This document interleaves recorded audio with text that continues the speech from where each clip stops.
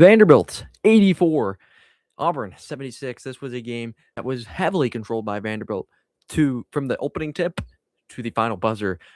But Auburn made a comeback at the very end. It wasn't enough. Vanderbilt comes up with a much needed win, improving to 20-4 and 7-4 in conference play. In Auburn, their third straight loss, second in a row at home. Saturday was Alabama in a close one, and today was Vanderbilt in a game it really felt like both teams needed, right? Both teams came into this game off of pretty embarrassing losses. Alabama, Oklahoma, they weren't great. But you come into this game, Vanderbilt, and you're the team that's more ready. And it was weird because Auburn at home, you've lost two in a row, and we've seen the ceiling for this team at Florida. They can be one of the best teams in the SEC when clicking on all cylinders, but that was not the case today. I just did not come ready to play. And by the time they did come ready to play, the final 4.5 minutes in that game, it just wasn't enough. Vanderbilt, every time Auburn felt like they had to come back in and would just sniff it out, have a clutch moment. And the guy for Vanderbilt, although he did not lead his team in points, that was Tyler Tanner, 25 points. He lit it up in the second half. I'll get to him. The guy who was the key factor for Vanderbilt in this game was Jalen Washington. I mean, the dude was absurd, and it felt like every single time Vanderbilt needed a shot, Jalen Washington was at it.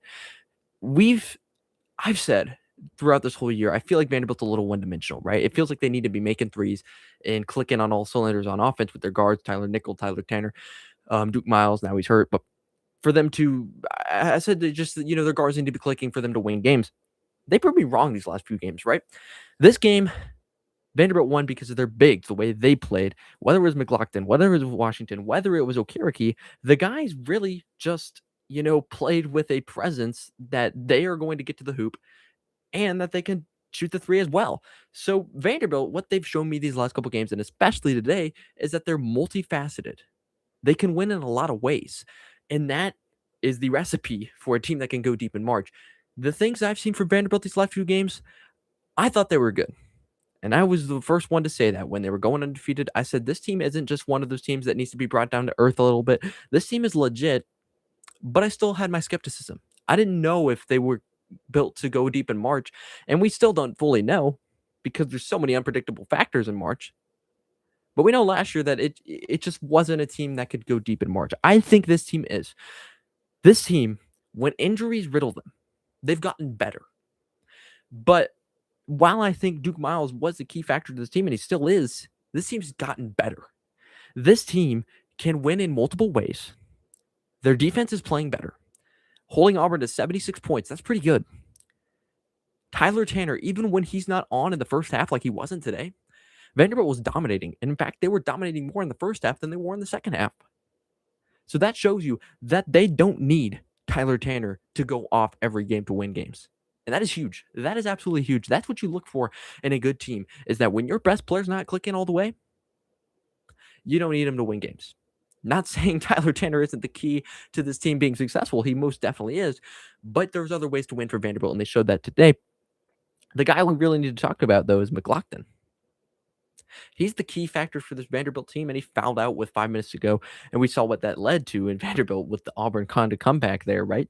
But McLaughlin, on the defensive end, he's a guy that Vanderbilt just leans on, and they said it going into this game. I think Stephen Pearl said it, he's kind of the glue guy for this team, right? And whether that's an insult or not, I don't think it is, because we've seen, or at least I have, the glue guys in SEC basketball are the guys that are going to take you far. Whether it's Billy Richmond, whether it's McLaughlin here, whether it's Malachi Moreno for Kentucky.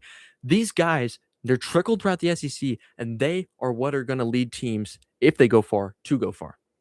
And McLaughlin is one of those guys, and he had a phenomenal day, almost putting up a double-double, without even playing the last 5 minutes of the game due to being fouled out. And, you got to clean up the fouls, but it's going to happen to everybody every now and then. A 15-point plus-minus for McLaughlin. And for Jalen Washington, a 16-point plus-minus. That's how good he was. But let's talk about Tyler Tanner for just a second here. And I'll get to Auburn later and the we need to do to make the tournament. But let's get to Tyler Tanner, because he didn't come out in the first half playing well, right? But he was fine with that. And he let his team lead him to, getting the lead. But at the end of this game, these last 5 minutes, when Vanderbilt needed it, Tyler Tanner was there. Tyler Tanner was there. And I said it throughout the broadcast, but just remember where Tyler Tanner was last year, right? Averaging 6 points per game. He was a promising freshman, but he was one of those guys where you knew he was going to take 3 to 4 years in college to maybe find his way, sniff his way into the NBA. Now you're looking at him in a totally different lens. Like, this guy's a top 20 draft pick. Now I don't know where he's going to get drafted, but this guy's really, really good. And when Vanderbilt needed him the most, when Mark Byington's team needed a guy to lean on, he was him. He was the guy to lean on. And it was Jalen Washington too. But at the end of the day, the guy Vanderbilt trusts the most is Tyler Tanner. And they will continue to do that. I have no fear, no doubt that they will continue to do that. This was a complete game for Vanderbilt, though. You never expected Auburn to just go away peacefully, silently. They needed this win. But every time Auburn got back, Vanderbilt responded. Every time Auburn, found a way to maybe push the momentum their side, they got the crowd into it. And the biggest point where I'm thinking about is where Auburn was on a 8 or 10 point run. They cut it to 6. It felt like the tide was shifting. And then I believe, Tyler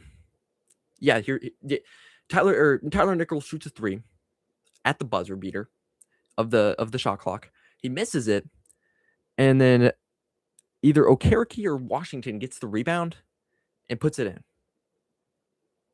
That was the moment where you're just like, Auburn felt deflated after that because they had gotten a lot of stops in a row. That was another one that they were having. They made him spend all the shot clock, a terrible shot. But Vanderbilt just outworked him. And that's what it was all day. Because at the end of this day, this Vanderbilt team does not quit.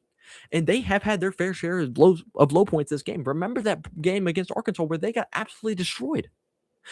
But the very next game, they were the same old Vanderbilt team that we've known and loved throughout this year. This Vanderbilt team is consistent. They can destroy teams. They can hang with teams, and they can win in so many different ways. And that's what leads to a deep run in March Madness. Vanderbilt is a team that you need to watch out for, not just your Sweet 16 little sleeper pick, but a dark horse for a Final Four run. That's why I said it, because what Vanderbilt has shown me these last few games, I get it against OU. That was a terrible loss. Flush that one out the toilet. But even in that game, when you were dead to rights, down like 20 or whatever, you came back and cut it to 1 and had a chance to win it at the end. That's unheard of. That's unspeakable. That's what Vanderbilt has done on a night in and night out basis. They are one of the best teams in the SEC, and they can beat anybody in the SEC, and they can beat anybody in the country when they're firing all cylinders. That being said, they still have some things to grow on. This game was a game that I felt like Auburn just needed, and they just came out guns a-blazing, and they silenced Auburn immediately. And for Auburn, I've talked about Vanderbilt this whole video, but for Auburn, 3 losses in a row.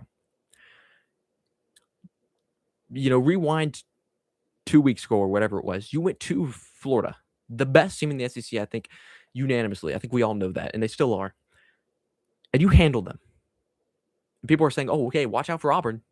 This is a team that, is going to wreak havoc in the SEC once again. It took them a while to find their footing, but they are just as good as they were with Bruce Pearl, now with Stephen Pearl. Since then, you've lost to Tennessee, but that was at Tennessee, and Tennessee's really hot. You can excuse that one, right? Then you lose to Alabama. That one sucks because it was at home. It was a rivalry, and it felt like that game was just, brewing for a win. I get the Charles Bediako thing, so maybe you can kind of excuse that one.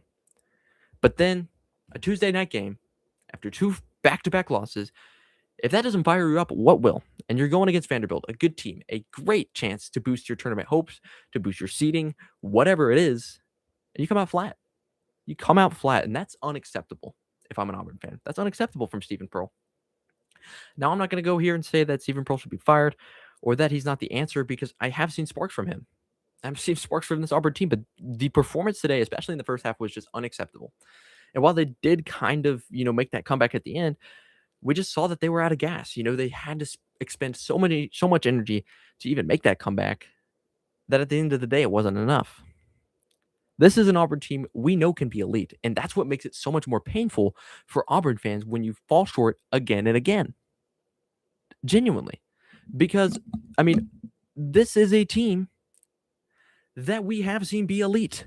This is a team that can hang with the top of the college basketball landscape, but they just haven't done it on a consistent basis. And this 3-game stretch really sucks, and it doesn't get easier. You have to go to Arkansas this weekend, one of the best teams in the SEC. So who are you, Auburn?